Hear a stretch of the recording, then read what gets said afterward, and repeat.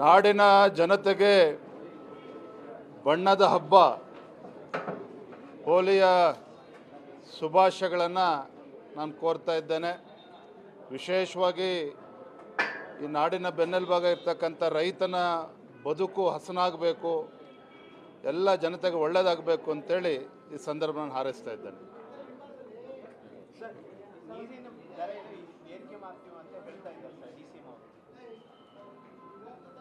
ಈ ಬಜೆಟ್ ಬಗ್ಗೆ ಚರ್ಚೆ ಪ್ರಾರಂಭ ಆಗಿದೆ. ನಾನು ಕೂಡ ಇವತ್ತು ಬಜೆಟಿನ ಮೇಲೆ ಚರ್ಚೆ ಪ್ರಾರಂಭ ಮಾಡ್ತಂಥ ಸಂದರ್ಭದಲ್ಲಿ ಸದಸ್ಯರು, ಆಡಳಿತ ಪಕ್ಷದ ಸದಸ್ಯರು ಇರಲಿಲ್ಲ, ಅಧಿಕಾರಿಗಳು ಇರಲಿಲ್ಲ. ಹಾಗಾಗಿ ಮೊಟಕುಗೊಳಿಸ್ತಕ್ಕಂಥ ಕೆಲಸ ಆಯಿತು. ಸೋಮವಾರ ಅಥವಾ ಮಂಗಳವಾರ ಮಾತನಾಡ್ತೇನೆ. ರಾಜ್ಯದ ಜನ ಇವತ್ತು ತತ್ತರಿಸಿ ಹೋಗಿದ್ದಾರೆ. ಅಭಿವೃದ್ಧಿ ಶೂನ್ಯ ಒಂದು ಕಡೆ ಆದರೆ, ಬೆಲೆ ಏರಿಕೆಯಿಂದ ಇವತ್ತು ರಾಜ್ಯದ ಜನ ತತ್ತರಿಸಿ ಹೋಗಿದ್ದಾರೆ. ಯಾವ ಬಜೆಟ್ಟು ಈ ನಾಡಿನ ಜನರ, ಬಡವರ, ಕೃಷಿಕರ ಒಂದು ಕಣ್ಣೀರನ್ನು ಒರೆಸ್ತಕ್ಕಂಥ ಕೆಲಸ ಆಗಬೇಕಾಗಿತ್ತೋ ಇದು ಸಾಕಾರಗೊಳಿಸಿಲ್ಲ ಈ ಬಜೆಟ್ಟು ಅಂತಕ್ಕಂಥದ್ದು ನಂದಲ್ಲ, ಎಲ್ಲರ ಭಾವನೆಯೂ ಕೂಡ ಹೌದು. ಬೆಲೆ ಏರಿಕೆ ಬಗ್ಗೆ ಅಂತೂ ಅದು ಒಂದೇ ನಿರಂತರವಾಗಿ ಸರ್ಕಾರ ಕೊಡ್ತಾ ಇರುವುದು. ವಿದ್ಯುತ್ ದರ ಜಾಸ್ತಿ ಮಾಡಿದ್ರು, ಸ್ಟ್ಯಾಂಪ್ ಡ್ಯೂಟಿ ಜಾಸ್ತಿ ಮಾಡಿದ್ರು, ನೀರಿನ ದರ ಈಗ ಮತ್ತೆ ಎರಡನೇ ಬಾರಿ ಜಾಸ್ತಿ ಮಾಡೋದಕ್ಕೆ ಹೊರಟಿದ್ದಾರೆ. ಸೊ ಒಂದೇ ಒಂದು ಗ್ಯಾರಂಟಿ ಸರ್ಕಾರ ಇಂಪ್ಲಿಮೆಂಟ್ ಮಾಡಿರ್ತಕ್ಕಂಥದ್ದು ಅಂತ ಹೇಳಿದ್ರೆ ಬೆಲೆ ಏರಿಕೆ ಗ್ಯಾರಂಟಿಯನ್ನು ಭಾಳ ಯಶಸ್ವಿಯಾಗಿ ಸರ್ಕಾರ ಇವತ್ತು ಅದನ್ನು ಅನುಷ್ಠಾನ ಮಾಡ್ತಾ ಇದ್ದಾರೆ. ಇದರಿಂದ ರಾಜ್ಯದ ಜನ ಪರದಾಡ್ತಾ ಇದ್ದಾರೆ. ಬಜೆಟ್ ಮೇಲೆ ನಾವು ಕೂಡ ಇದರ ಬಗ್ಗೆ ಚರ್ಚೆ ಮಾಡ್ತೇವೆ.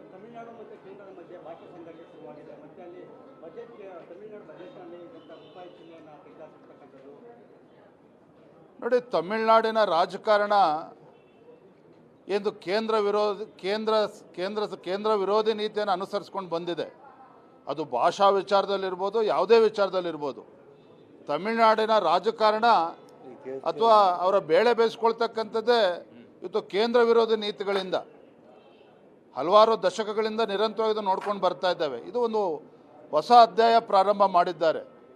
ಏನು ರೂಪಾಯಿಯನ್ನು ಅದನ್ನು ತಮಿಳು ಭಾಷೆಯಲ್ಲಿ ಬರೋ ಮೂಲಕ ಒಂದು ಹೊಸ ಅಧ್ಯಾಯಕ್ಕೆ ನಾಂದಿ ಹಾಡಿದ್ದಾರೆ. ಖಂಡಿತ ಈ ಬೆಳವಣಿಗೆ ಏನಿದೆ ಇದು ದೇಶಕ್ಕೆ ಒಂದು ರೀತಿ ಮಾರಕ.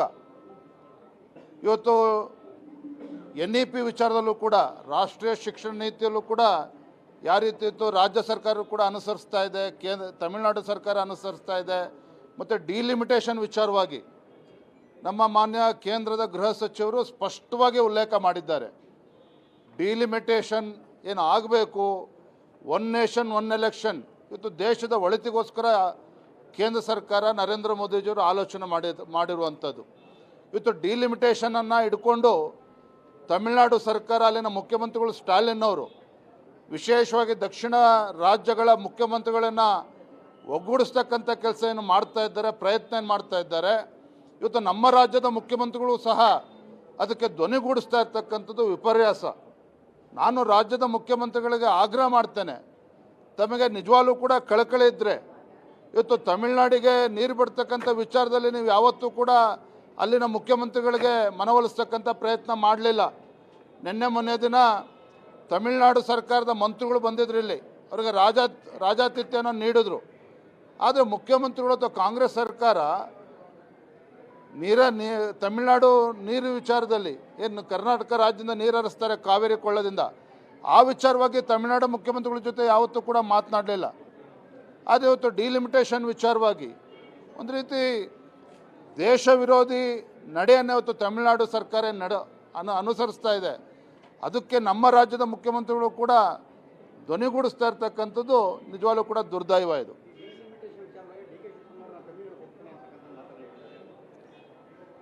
ನೋಡಿ, ಇದು ಡಿಲಿಮಿಟೇಷನ್ ವಿಚಾರ ಇರ್ಬೋದು, ರಾಷ್ಟ್ರೀಯ ಶಿಕ್ಷಣ ನೀತಿ ವಿಚಾರ ಇರ್ಬೋದು, ಈ ಕೇಂದ್ರ ವಿರೋಧಿ ನೀತಿಯನ್ನು ಏನು ಅನುಸರಿಸ್ತಾ ಇದ್ದಾರೆ. ವಿಶೇಷವಾಗಿ ನಮ್ಮ ಮುಖ್ಯಮಂತ್ರಿಗಳು ಸಿದ್ದರಾಮಯ್ಯನವರು ಮಾತೆತ್ತಿದ್ರೆ ಕೇಂದ್ರ ಸರ್ಕಾರವನ್ನು ದೂರ್ತಾರೆ. ಕೇಂದ್ರ ಸರ್ಕಾರ ರಾಜ್ಯಕ್ಕೆ ಅನ್ಯಾಯ ಮಾಡ್ತಾ ಇದೆ, GST ಕಾಂಪನ್ಸೇಷನ್ ಅನ್ಯಾಯ ಮಾಡ್ತಾ ಇದೆ. ಈ ರೀತಿ ಒಂದು ರೀತಿ ಸಂಘರ್ಷದ ಹಾದಿಯನ್ನು ನಮ್ಮ ರಾಜ್ಯದ ಮುಖ್ಯಮಂತ್ರಿಗಳೇನು ಅನುಸರಿಸ್ತಾ ಇದ್ದಾರೆ. ಇದರಿಂದ ಅವರ ರಾಜಕೀಯ ಬೇಳೆನ ಬೇಯಿಸ್ಕೊಳ್ಬೋದು. ಆದರೆ ನಮ್ಮ ರಾಜ್ಯದ ಜನತೆಗೆ ಒಂದು ಮಾರಕ.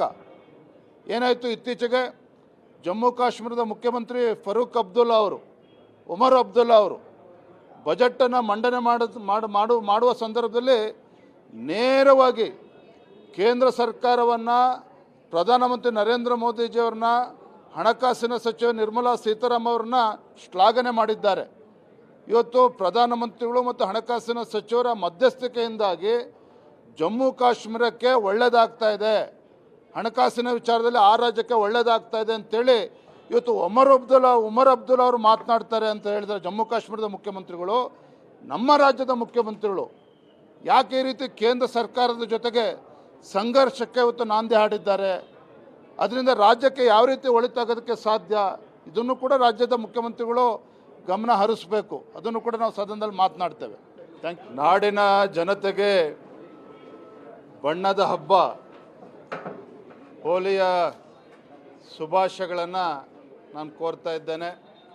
ವಿಶೇಷವಾಗಿ ಈ ನಾಡಿನ ಬೆನ್ನೆಲುಬಾಗ ಇರ್ತಕ್ಕಂಥ ರೈತನ ಬದುಕು ಹಸನಾಗಬೇಕು, ಎಲ್ಲ ಜನತೆಗೆ ಒಳ್ಳೆಯದಾಗಬೇಕು ಅಂತೇಳಿ ಈ ಸಂದರ್ಭ ನಾನು ಹಾರೈಸ್ತಾ ಇದ್ದೇನೆ.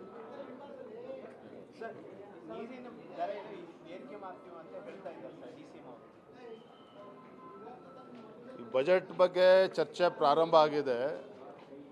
ನಾನು ಕೂಡ ಇವತ್ತು ಬಜೆಟಿನ ಮೇಲೆ ಚರ್ಚೆ ಪ್ರಾರಂಭ ಮಾಡ್ತಂಥ ಸಂದರ್ಭದಲ್ಲಿ ಸದಸ್ಯರು, ಆಡಳಿತ ಪಕ್ಷದ ಸದಸ್ಯರು ಇರಲಿಲ್ಲ, ಅಧಿಕಾರಿಗಳು ಇರಲಿಲ್ಲ. ಹಾಗಾಗಿ ಮೊಟಕುಗೊಳಿಸ್ತಕ್ಕಂಥ ಕೆಲಸ ಆಯಿತು.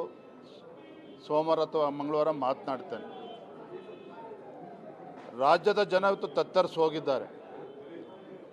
ಅಭಿವೃದ್ಧಿ ಶೂನ್ಯ ಒಂದು ಕಡೆ ಆದರೆ, ಬೆಲೆ ಏರಿಕೆಯಿಂದ ಇವತ್ತು ರಾಜ್ಯದ ಜನ ತತ್ತರಿಸಿ ಹೋಗಿದ್ದಾರೆ.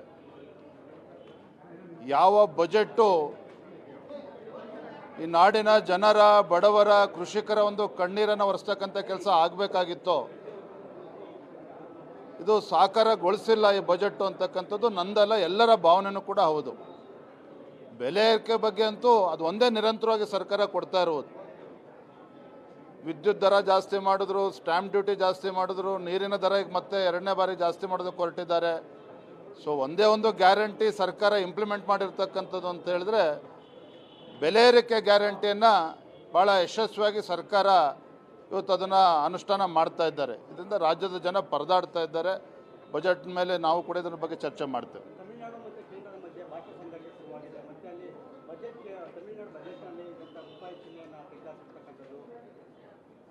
ನೋಡಿ, ತಮಿಳುನಾಡಿನ ರಾಜಕಾರಣ ಎಂದು ಕೇಂದ್ರ ವಿರೋಧಿ ನೀತಿಯನ್ನು ಅನುಸರಿಸ್ಕೊಂಡು ಬಂದಿದೆ. ಅದು ಭಾಷಾ ವಿಚಾರದಲ್ಲಿರ್ಬೋದು, ಯಾವುದೇ ವಿಚಾರದಲ್ಲಿರ್ಬೋದು. ತಮಿಳುನಾಡಿನ ರಾಜಕಾರಣ ಅಥವಾ ಅವರ ಬೇಳೆ ಬೇಯಿಸ್ಕೊಳ್ತಕ್ಕಂಥದ್ದೇ ಇವತ್ತು ಕೇಂದ್ರ ವಿರೋಧಿ ನೀತಿಗಳಿಂದ ಹಲವಾರು ದಶಕಗಳಿಂದ ನಿರಂತರವಾಗಿ ಇದು ನೋಡ್ಕೊಂಡು ಬರ್ತಾ ಇದ್ದಾವೆ. ಇದು ಒಂದು ಹೊಸ ಅಧ್ಯಾಯ ಪ್ರಾರಂಭ ಮಾಡಿದ್ದಾರೆ. ಏನು ರೂಪಾಯಿಯನ್ನು ಅದನ್ನು ತಮಿಳು ಭಾಷೆಯಲ್ಲಿ ಬರೋ ಮೂಲಕ ಒಂದು ಹೊಸ ಅಧ್ಯಾಯಕ್ಕೆ ನಾಂದಿ ಹಾಡಿದ್ದಾರೆ. ಖಂಡಿತ ಈ ಬೆಳವಣಿಗೆ ಏನಿದೆ ಇದು ದೇಶಕ್ಕೆ ಒಂದು ರೀತಿಯ ಮಾರಕ.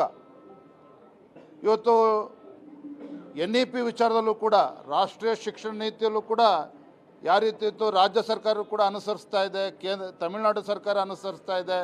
ಮತ್ತು ಡಿಲಿಮಿಟೇಷನ್ ವಿಚಾರವಾಗಿ ನಮ್ಮ ಮಾನ್ಯ ಕೇಂದ್ರದ ಗೃಹ ಸಚಿವರು ಸ್ಪಷ್ಟವಾಗಿ ಉಲ್ಲೇಖ ಮಾಡಿದ್ದಾರೆ. ಡಿಲಿಮಿಟೇಷನ್ ಏನು ಆಗಬೇಕು, ಒನ್ ನೇಷನ್ ಒನ್ ಎಲೆಕ್ಷನ್, ಇವತ್ತು ದೇಶದ ಒಳಿತಿಗೋಸ್ಕರ ಕೇಂದ್ರ ಸರ್ಕಾರ ನರೇಂದ್ರ ಮೋದಿಜಿಯವರು ಆಲೋಚನೆ ಮಾಡಿರುವಂಥದ್ದು. ಇವತ್ತು ಡಿಲಿಮಿಟೇಷನನ್ನು ಹಿಡ್ಕೊಂಡು ತಮಿಳುನಾಡು ಸರ್ಕಾರ, ಅಲ್ಲಿನ ಮುಖ್ಯಮಂತ್ರಿಗಳು ಸ್ಟಾಲಿನ್ ಅವರು ವಿಶೇಷವಾಗಿ ದಕ್ಷಿಣ ರಾಜ್ಯಗಳ ಮುಖ್ಯಮಂತ್ರಿಗಳನ್ನು ಒಗ್ಗೂಡಿಸ್ತಕ್ಕಂಥ ಕೆಲಸ ಏನು ಮಾಡ್ತಾ ಇದ್ದಾರೆ, ಪ್ರಯತ್ನ ಏನು ಮಾಡ್ತಾ ಇದ್ದಾರೆ. ಇವತ್ತು ನಮ್ಮ ರಾಜ್ಯದ ಮುಖ್ಯಮಂತ್ರಿಗಳು ಸಹ ಅದಕ್ಕೆ ಧ್ವನಿಗೂಡಿಸ್ತಾ ಇರ್ತಕ್ಕಂಥದ್ದು ವಿಪರ್ಯಾಸ. ನಾನು ರಾಜ್ಯದ ಮುಖ್ಯಮಂತ್ರಿಗಳಿಗೆ ಆಗ್ರಹ ಮಾಡ್ತೇನೆ, ತಮಗೆ ನಿಜವಾಗ್ಲೂ ಕೂಡ ಕಳಕಳಿ ಇದ್ದರೆ ಇವತ್ತು ತಮಿಳುನಾಡಿಗೆ ನೀರು ಬಿಡ್ತಕ್ಕಂಥ ವಿಚಾರದಲ್ಲಿ ನೀವು ಯಾವತ್ತೂ ಕೂಡ ಅಲ್ಲಿನ ಮುಖ್ಯಮಂತ್ರಿಗಳಿಗೆ ಮನವೊಲಿಸ್ತಕ್ಕಂಥ ಪ್ರಯತ್ನ ಮಾಡಲಿಲ್ಲ. ಮೊನ್ನೆ ದಿನ ತಮಿಳುನಾಡು ಸರ್ಕಾರದ ಮಂತ್ರಿಗಳು ಬಂದಿದ್ರು, ಇಲ್ಲಿ ಅವರಿಗೆ ರಾಜಾತಿಥ್ಯನ ನೀಡಿದ್ರು. ಆದರೆ ಮುಖ್ಯಮಂತ್ರಿಗಳು ಅಥವಾ ಕಾಂಗ್ರೆಸ್ ಸರ್ಕಾರ ತಮಿಳುನಾಡು ನೀರು ವಿಚಾರದಲ್ಲಿ ಏನು ಕರ್ನಾಟಕ ರಾಜ್ಯದಿಂದ ನೀರು ಹರಿಸ್ತಾರೆ ಕಾವೇರಿ ಕೊಳ್ಳದಿಂದ, ಆ ವಿಚಾರವಾಗಿ ತಮಿಳುನಾಡು ಮುಖ್ಯಮಂತ್ರಿಗಳ ಜೊತೆ ಯಾವತ್ತೂ ಕೂಡ ಮಾತನಾಡಲಿಲ್ಲ. ಆದರೆ ಇವತ್ತು ಡಿಲಿಮಿಟೇಷನ್ ವಿಚಾರವಾಗಿ ಒಂದು ರೀತಿ ದೇಶ ವಿರೋಧಿ ನಡೆಯನ್ನು ಇವತ್ತು ತಮಿಳುನಾಡು ಸರ್ಕಾರ ಅನುಸರಿಸ್ತಾ ಇದೆ. ಅದಕ್ಕೆ ನಮ್ಮ ರಾಜ್ಯದ ಮುಖ್ಯಮಂತ್ರಿಗಳು ಕೂಡ ಧ್ವನಿಗೂಡಿಸ್ತಾ ಇರ್ತಕ್ಕಂಥದ್ದು ನಿಜವಾಗ್ಲೂ ಕೂಡ ದುರ್ದೈವ ಇದು.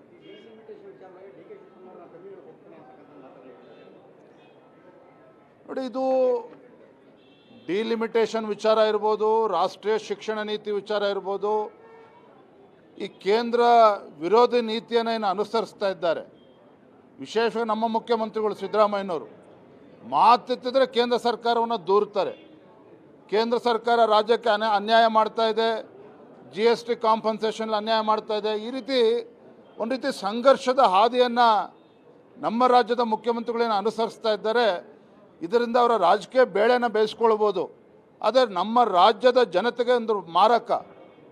ಏನಾಯಿತು, ಇತ್ತೀಚೆಗೆ ಜಮ್ಮು ಕಾಶ್ಮೀರದ ಮುಖ್ಯಮಂತ್ರಿ ಉಮರ್ ಅಬ್ದುಲ್ಲಾ ಅವರು ಬಜೆಟನ್ನು ಮಂಡನೆ ಮಾಡುವ ಸಂದರ್ಭದಲ್ಲಿ ನೇರವಾಗಿ ಕೇಂದ್ರ ಸರ್ಕಾರವನ್ನು, ಪ್ರಧಾನಮಂತ್ರಿ ನರೇಂದ್ರ ಮೋದಿಜಿಯವ್ರನ್ನ, ಹಣಕಾಸಿನ ಸಚಿವೆ ನಿರ್ಮಲಾ ಸೀತಾರಾಮನ್ ಅವ್ರನ್ನ ಶ್ಲಾಘನೆ ಮಾಡಿದ್ದಾರೆ.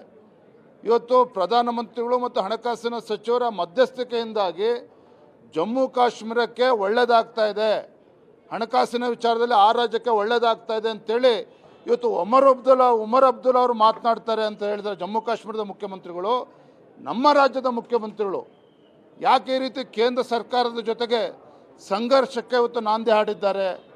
ಅದರಿಂದ ರಾಜ್ಯಕ್ಕೆ ಯಾವ ರೀತಿ ಒಳಿತಾಗೋದಕ್ಕೆ ಸಾಧ್ಯ, ಇದನ್ನು ಕೂಡ ರಾಜ್ಯದ ಮುಖ್ಯಮಂತ್ರಿಗಳು ಗಮನ ಹರಿಸಬೇಕು. ಅದನ್ನು ಕೂಡ ನಾವು ಸದನದಲ್ಲಿ ಮಾತನಾಡ್ತೇವೆ.